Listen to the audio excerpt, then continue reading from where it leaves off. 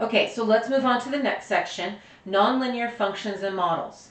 Now in this particular section, we're going to be dealing with a little bit of everything that you've actually already done. So this section is a little bit of a review section for nonlinear functions. Remember, if something is linear, it's to the power of 1. The highest degree is 1. Understand? Okay. So the directions here say identify if the following are parabolas. Now recall, a parabola has the highest power being a 2.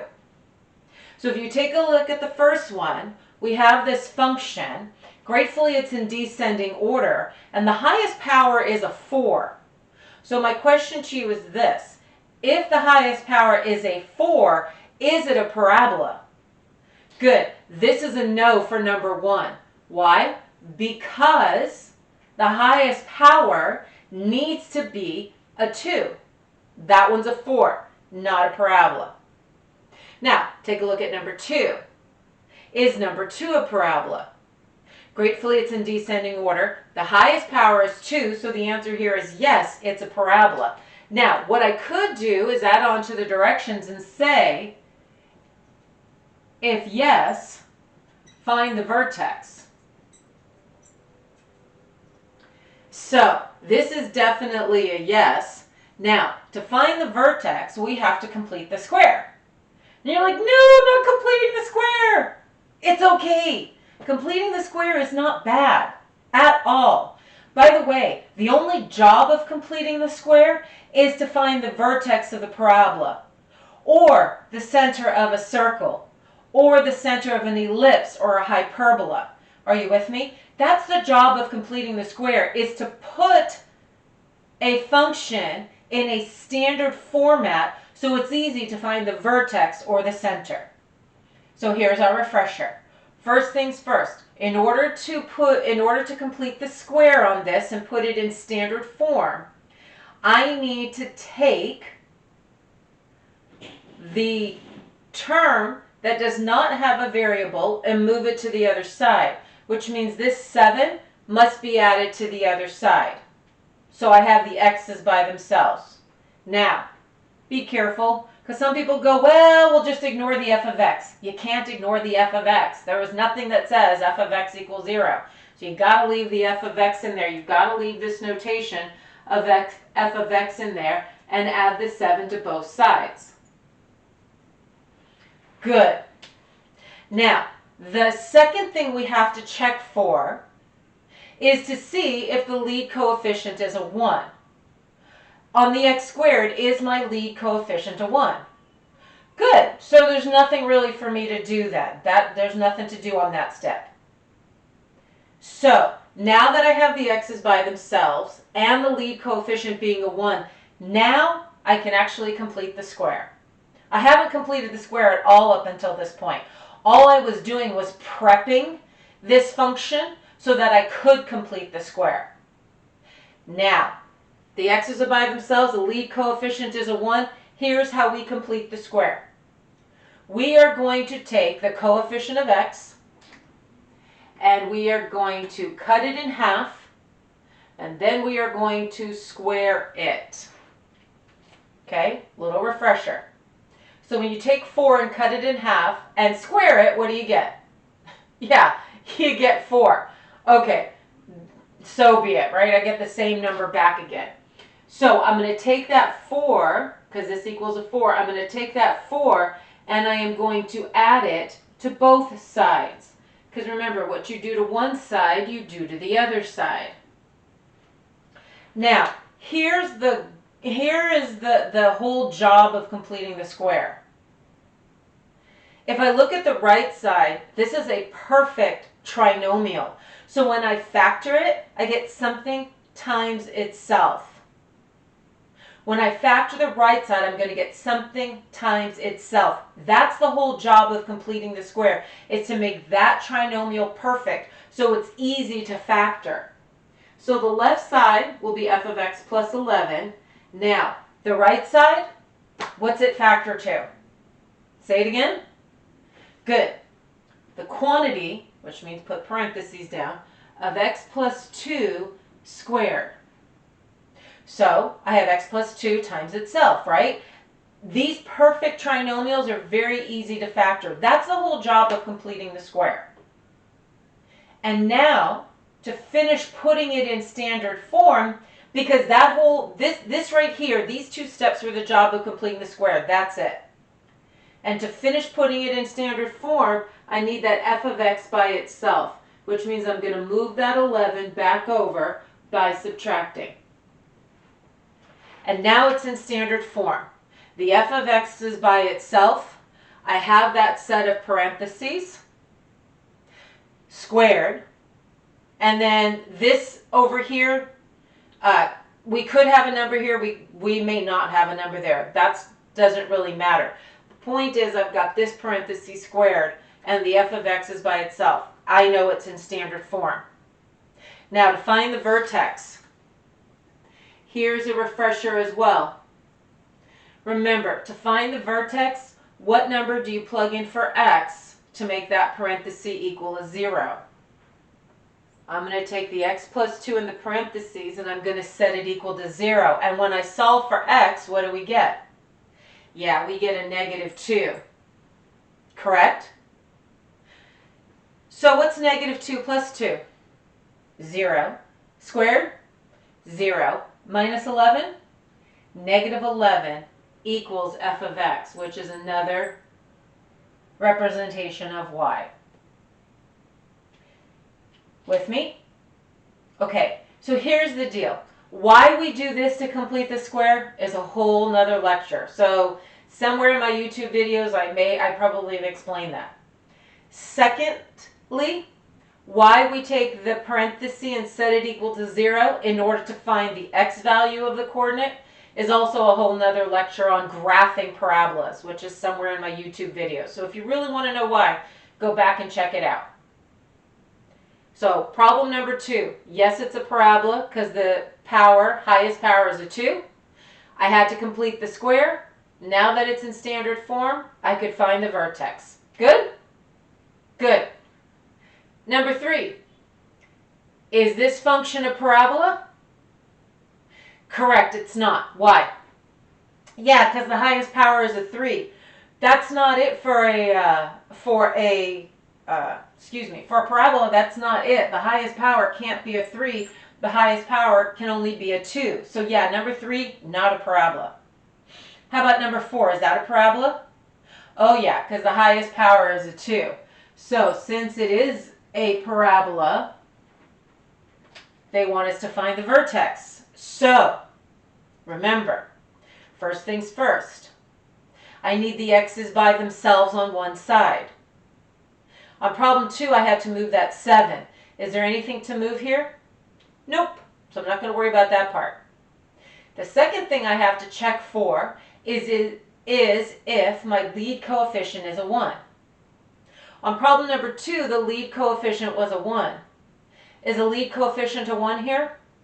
No, it's not. So I need to turn that 3 into a 1. How am I going to make that 3 into a 1? Good. Since this is multiplied, since it's 3 times x squared, for me to get rid of it, I'm going to divide by 3, right?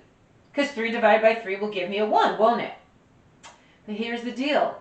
I can't do it to just the 3x squared on the right. I also have to do it to this second term. Because you do it to the side, which means I do it to everything on that right side.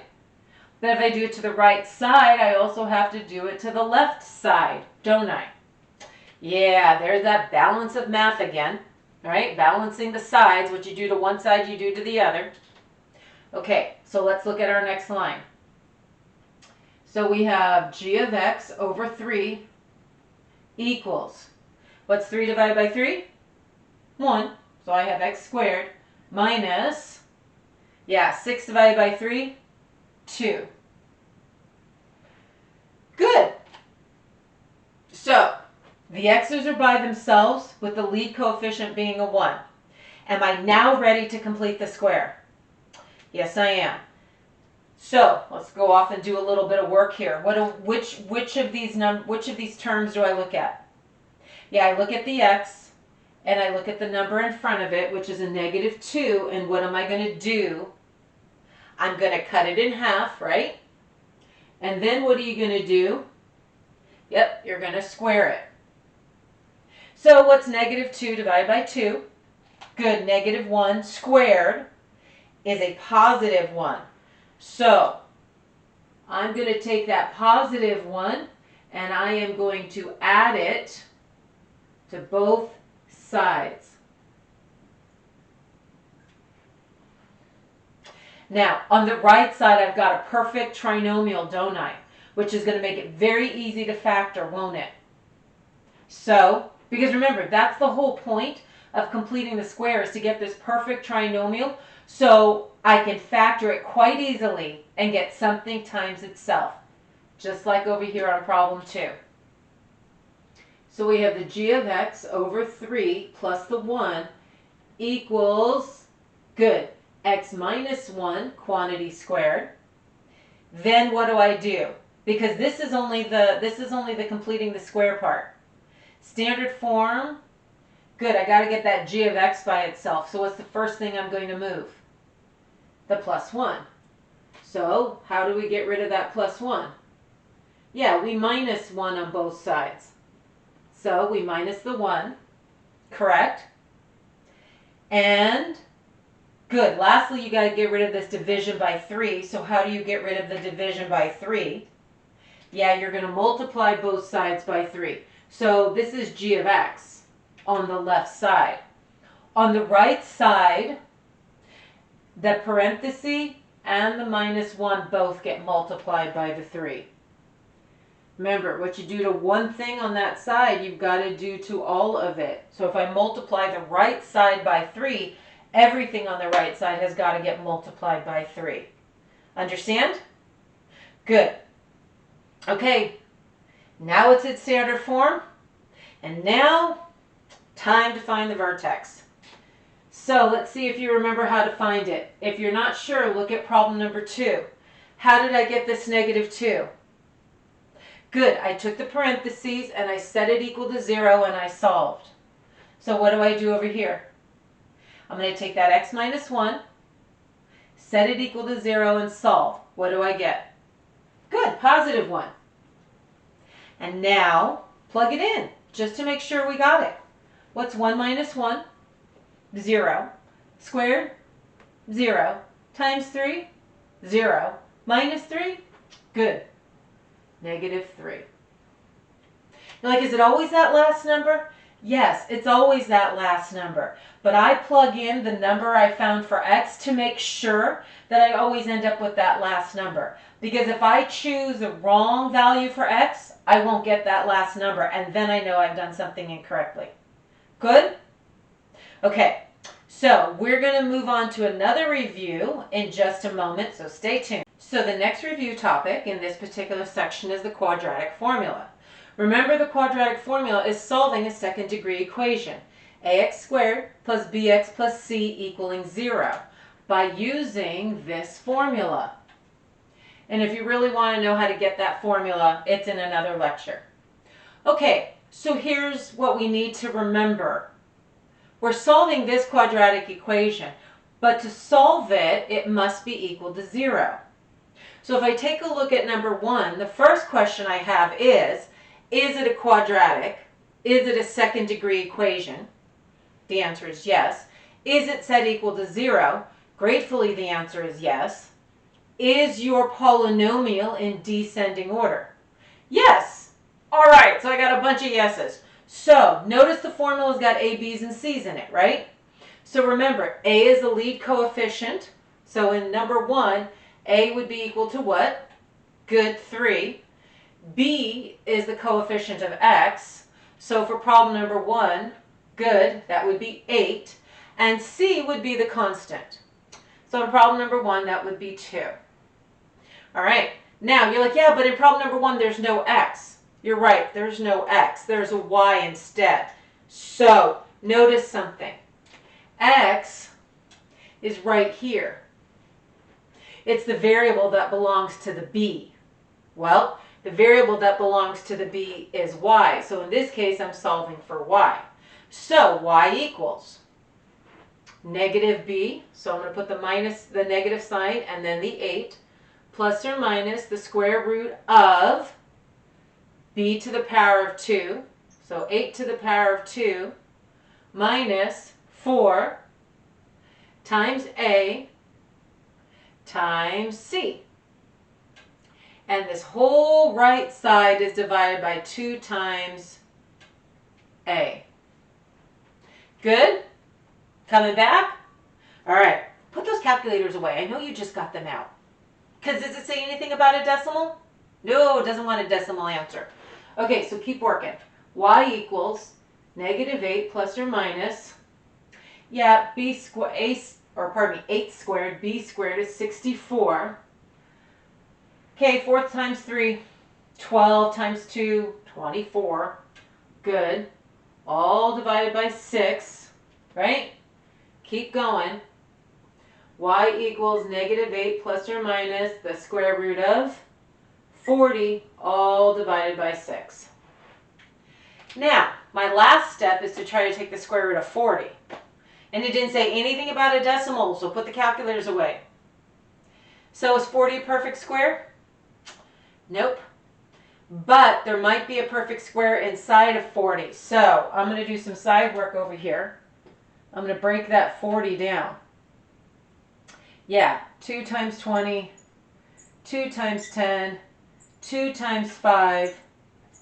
It looks like I've got a pair of 2's. So remember, because I have a pair of 2's, one of the 2's comes out. Because this 1 2 that comes out represents the pair. And the 2 times 5, which is 10, will stay underneath. Got it? Okay. And then, yes, time to reduce. You're like, how do I reduce that? Well, on the top, the 8 and the 2, I can reduce them both by 2. So I'm going to factor out that 2 from the top, and that's over 6. And then I get to cancel the 2 and the 6, which would be negative 4 plus or minus the square root of 10 over 3. Cool? Okay. Loving it. Awesome.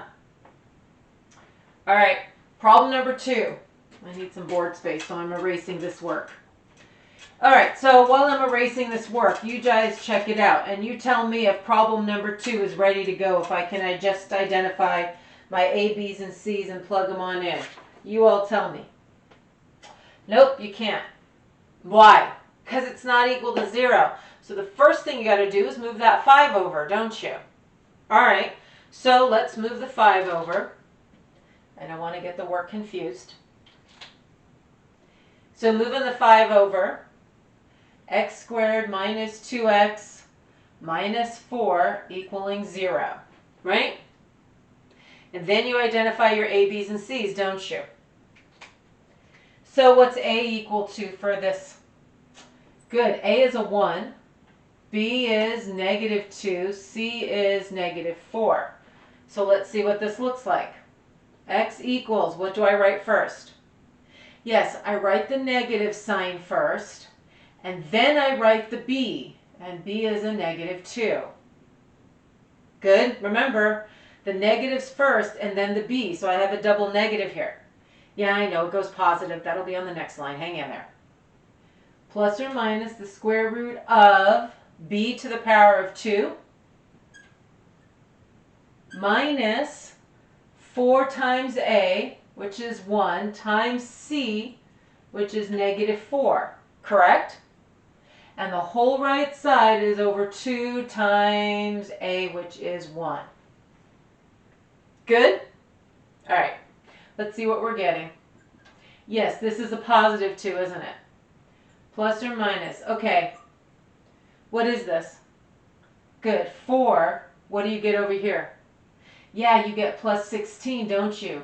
Because this double negative all over 2. And good, square root of 20 all over 2. 20 a perfect square? Nope, it's not. So you're going to have to break it down, aren't you? Okay, so you guys go break it down. I'm going to wait a moment while you break it down. And let's see if there's a perfect square inside. Got it? Okay, so here's my next line. I have x equals 2 plus or minus 2 times the square root of 5 over 2. Did you get the 2 square root of 5? Yay!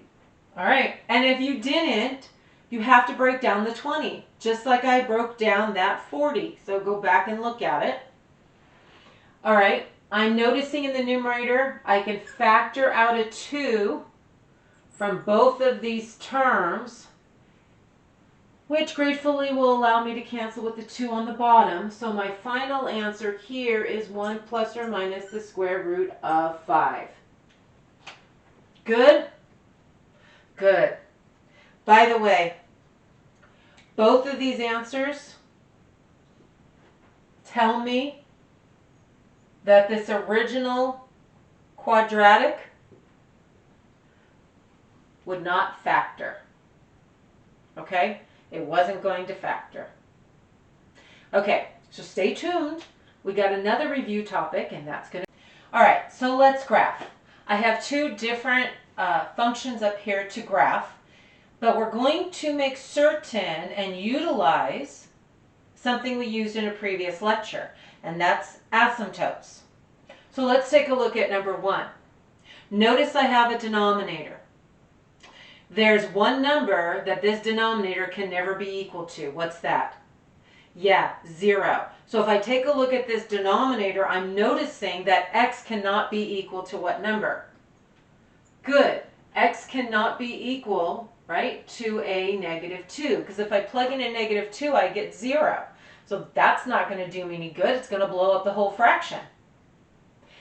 But there's something else about this particular function that I'm noticing. Do you notice the numerator can factor? So you know what? Let's go ahead and factor it. So when I factor the numerator, I get the quantity of x plus 5 times the quantity of x plus 2, don't I? All over x plus 2. Do you notice what we can do?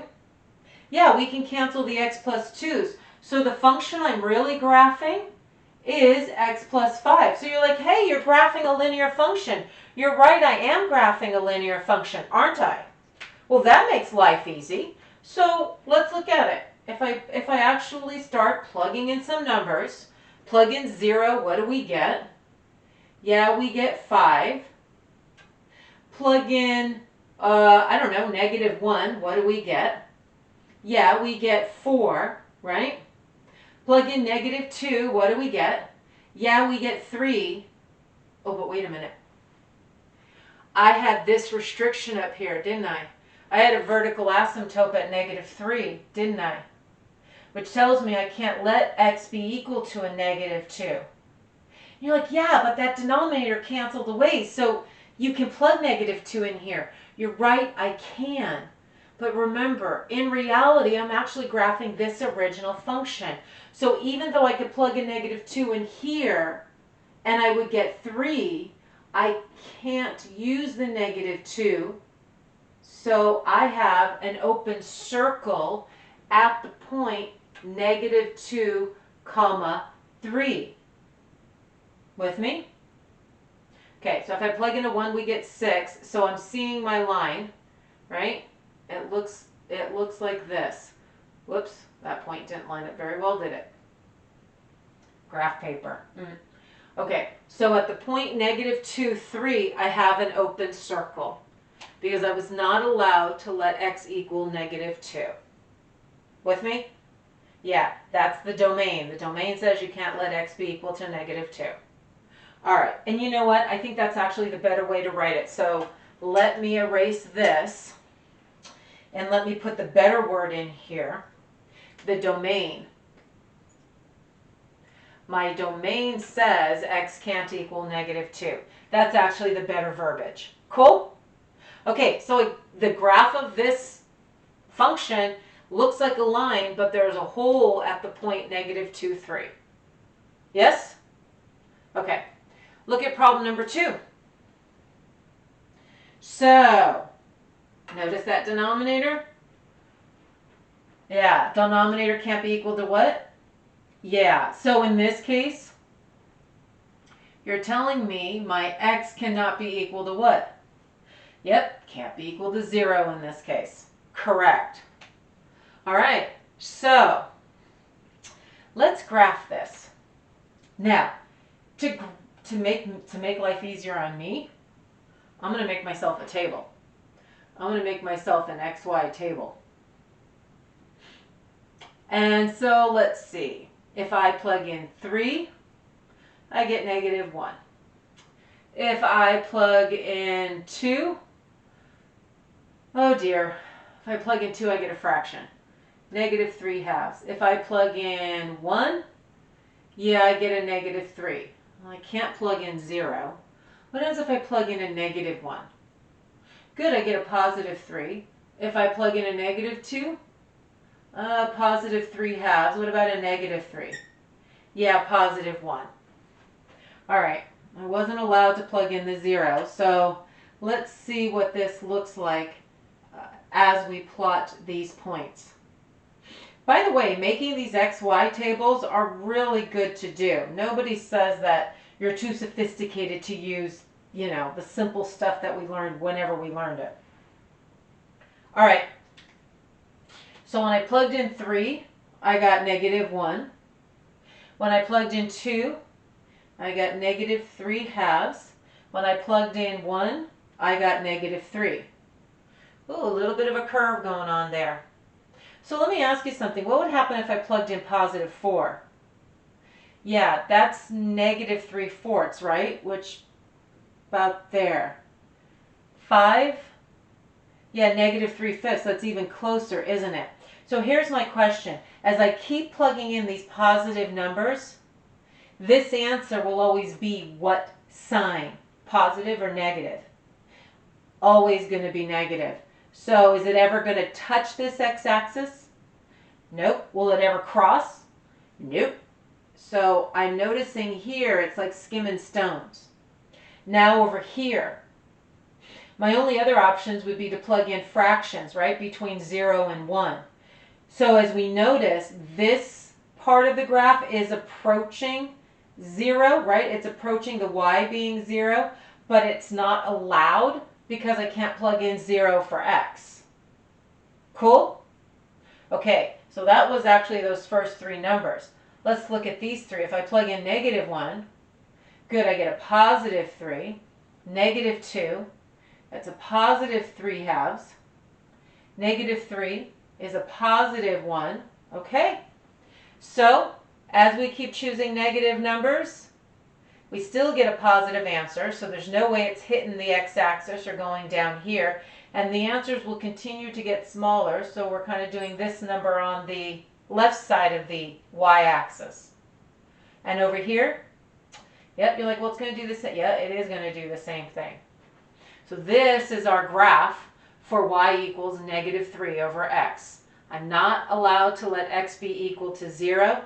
That gives me that vertical asymptote at x equals 0. And my graph is basically split into 2 pieces because of it. Cool? Okay, got another review topic for you, so stay. Okay, the next topic of review in this section is rational exponents and radicals. So, let me remind you of the notation. If I have x to the power of m over n, that's a fraction, isn't it? My power, or my exponent, is a fraction. Hence the word rational, because rational means fraction. So what I need to remember is that the numerator of this fraction represents the power, second power, third power, etc. The denominator of this represents the root, square root, cube root, fourth root, etc. With me? Okay, so if I would like you to write the following using radicals. So for example, x to the power of 1/5.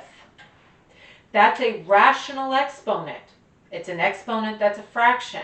But if I would like it written as a radical, that means that I am looking for this radical to be written in the answer. And as a matter of fact, I'm going to move it up a little bit. Which means I'm going to want this symbol written in the answer. Now, x is what's going to go under here. Remember what the 1 represents. Yes, the 1 represents the power. So the power on x is 1. What's the denominator represent?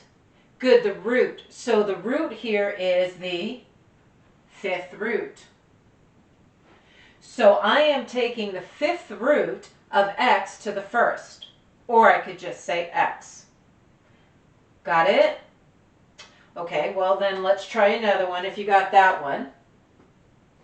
Let's do t to the 3/2 power. All right. Since they want radicals, that means this symbol is going to be in the answer. Agreed? And t is going to be underneath. So, what's the 3 represent? Good, that's the power. So I know I have t to the 3rd. What's the 2 represent? Yes, the root. So I'm dealing with the square root, so the 2 goes there. Now, unfortunately, and I don't know who did this along the way, I wish I could reverse it. Unfortunately, sometimes when you see this symbol by itself, some people automatically think, oh, square root.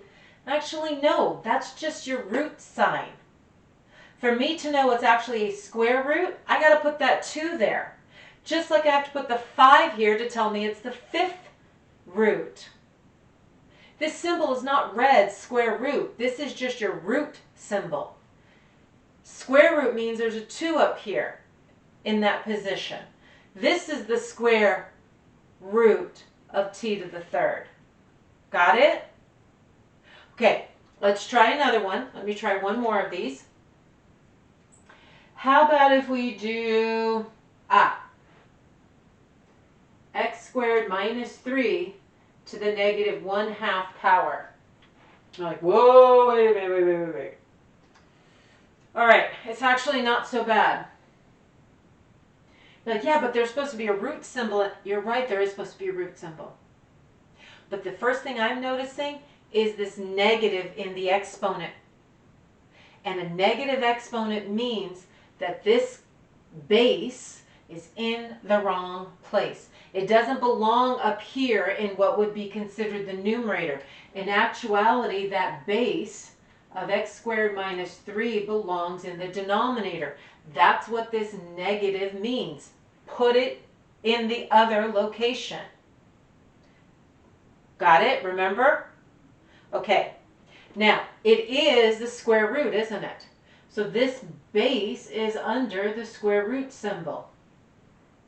And the power on it is a 1. All right. Question. What's in the numerator? Yeah.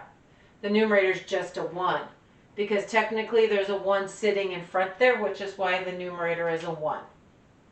Good? Remembering? Loving it. Okay, so you know what? Let's go backwards.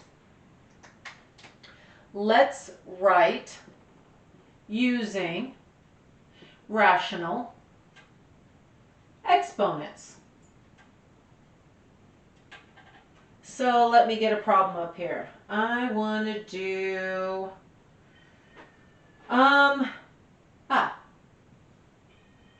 x cubed. Now, it doesn't say it, but what root is this? Yeah, this is a second root. So please, I would suggest actually writing that in there for yourselves. So they want it written with rational exponents, which means they don't want that root symbol in there. So first thing you should do is write your base. What's your base? Good, x. You know your exponent's going to be rational, so it's going to be a fraction. The question is, what's the numerator? Remember, the numerator is the power, which in this case is 3, and the denominator is the root, which in this case is, good, 2. Yeah? All right. Let me give you another one then. How about, that's a good one. Let me think.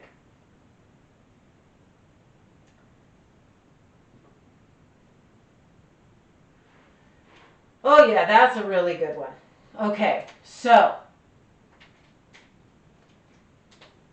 again, they want a rational exponent.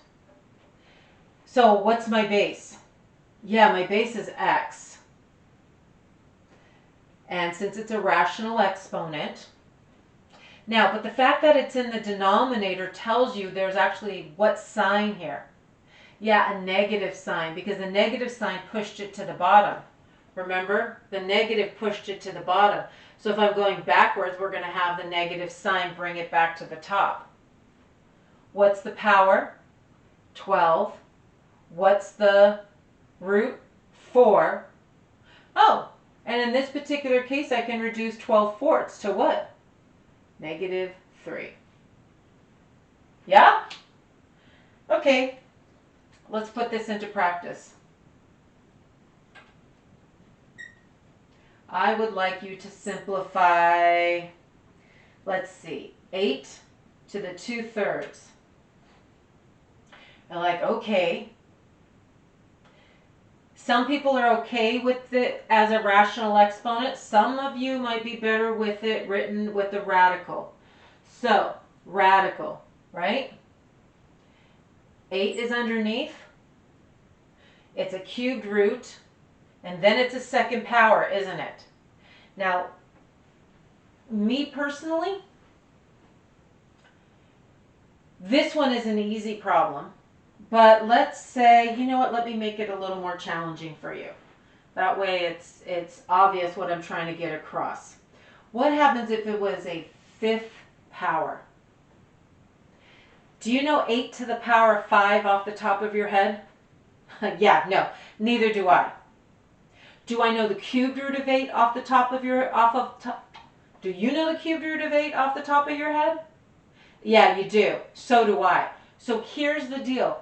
It doesn't matter which one of these I do first.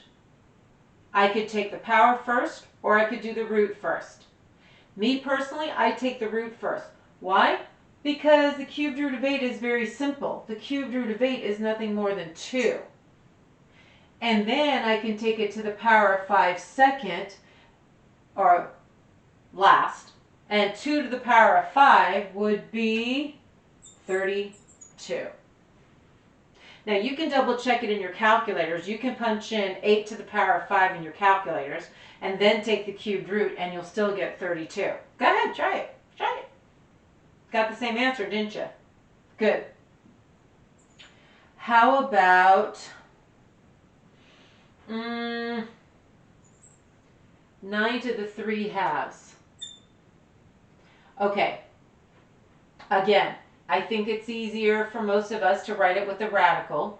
So, the 9 is underneath, good. Now what do you want to do first? Do you want to take the 3rd power or do you want to take the square root? Yeah, I'm with you. Because I know the square root of 9 right off the top of my head. What is that? Yeah, that's a 3. And then I'll take the power of 3 second. And that would give me 27. Good? Does that make sense? Awesome. Okay, so hang in there. All right, I'm back. So let's take a look at this story.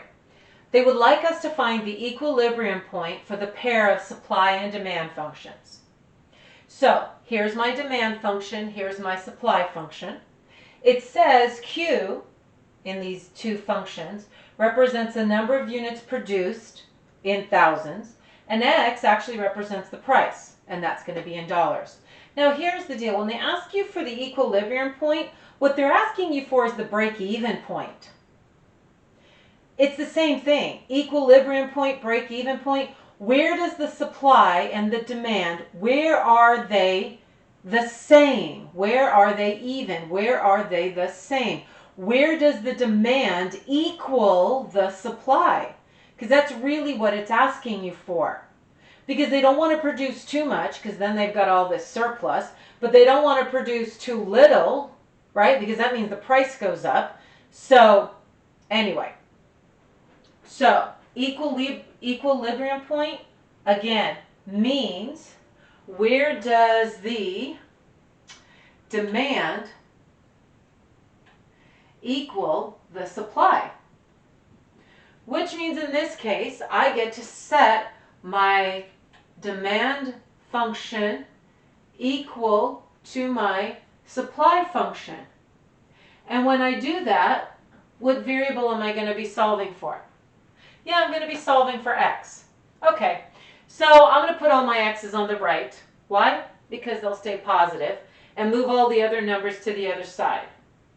So it looks like I get 16,500 equals 110x. And when I divide, stay off the calculators. All right, get on the calculators. What'd you get? 150. Good. Okay, so what does x represent again? X represents the price, and it's in dollars, which means in this particular case, my price is $150. Good? All right. But here's the deal. The question was to find the equilibrium point. A point is made up of an x and a y, isn't it? Well, you just found the x, 150 or $150. They want the y value. Well, what's representing the y value in this case? Yeah, Q is in the y spot, isn't it? So how are you going to find the Q? Yeah, plug in the x to find Q. Now question, does it matter which one I plug into? Does it matter if I plug it into the demand or the supply function? Some of you are like, I don't know. Some of you are like, well, so let's check it out. Let's look at the demand function. If I take the 150 and I plug it in for the x, let's see what Q will be equal to. Okay, so what's 50 times 150? Good, I heard you, 7,500, right? And I do my subtraction and I get 9,200, don't I? Agreed? So when because I'm going to check this because some of you aren't sure, what do you think is going to happen when you plug in the 150 to the supply function? Remember, you're finding the equilibrium point. You're finding where the demand and the supply are equal. So what do you think is going to happen when I plug in the 150? Yeah, some of you said it. You're like, I think I'm supposed to get the same number. I think I'm supposed to get 9,200. Well, if that's what you're thinking, guess what? You're right. You're right. Supply and demand are equal. So at $150, the demand and supply are exactly the same. And that's going to be 9,200. Or technically, 9,200,000. It's kind of weird because they said it was in thousands, right? Which means you get to tack on 3 zeros. So it's actually 9,200,000. But we're writing 9,200 because that's what they're wanting. We don't put this unit at the end. Good? With me? Okay, got one more story for us. Okay, so let's take a look at this particular problem. It's a little bit of a blast from the past, so let's walk through it. It is theorized that the price per share of a stock is inversely proportional to the prime interest rate. In January of 2010, the price per share of a certain company's stock was $209.76, and the prime interest rate was 4%. The prime rate rose to 4.75% in March of 2010. What was the price per share in March 2010? Assuming, of course, that the inversely proportional was assumed correctly. Okay, so we just read it through once to get an idea of what's going on. Now here's the deal. We start back at the beginning, go punctuation mark to see what it is telling us. Let's start at the beginning. It is theorized that the price per share of a stock is inversely proportional to the prime interest rate. Okay, any information? I don't know. This is the blast from the past. You have a key piece of information, and that key piece of information is inversely proportional. When you see that, it tells you that we have this particular formula. Because inversely proportional is varies inversely. Got it? Okay. Now, this is the generic formula. I want the specific formula for this. Cool? Okay, so the specific formula is going to be based on the price per share of a stock is inversely proportional to the prime interest rate. So, let me write that out. The price is inversely proportional to the prime rate, basically, right? So I'm just going to say to the rate, make it a little bit easier for myself. Good? So, price, P, inversely proportional, that means it equals K divided by the rate. There is the formula that I need to use for this particular problem. Why? Because it has the P and the R in it, which makes more sense than a Y and an X. This is just what they teach us, this generic formula. And this is also generic because I don't have any specific numbers in it. Cool? Okay, so there's that. And here's the deal. I actually need to find what this specific formula is so that I can work out this problem. And the way I'm going to find it is to find that value of K. Because K is the constant of proportionality. See, I told you this was a blast from the past. So here we go. The second line says, in January of 2010, the price per share of a stock was $209.76. And the rate was 4%. So, they said in January of 2010, the price was $209.76 and the rate was 4%. Good? Okay. How do we solve for K? Yeah, multiply both sides by the 4%. Okay, I'm going to pause it here. Why? Because I need my calculator. So, okay, I'm back. I got my calculator. All right, so we're solving for K. So we're multiplying both sides by the 0.04. Correct? So when you do that,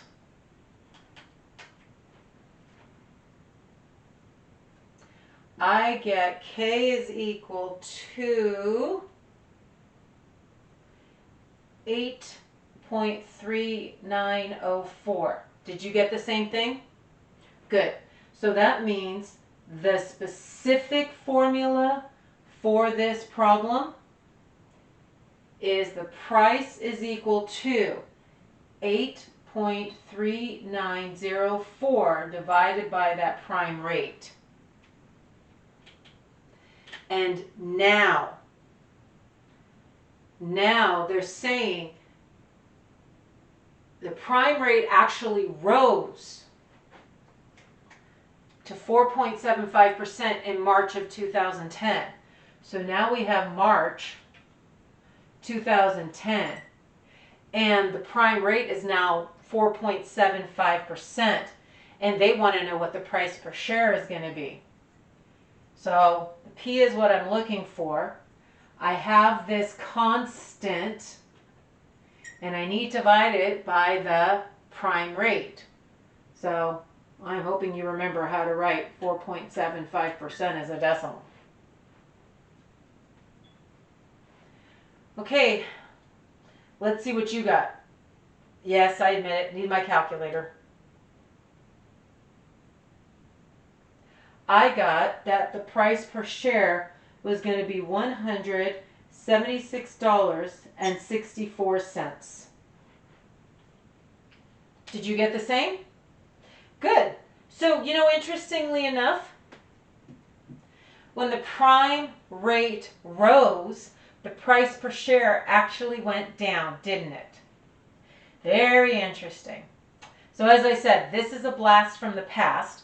So hopefully you remember inversely proportional, directly proportional, jointly proportional, all that stuff, because it may pop its head.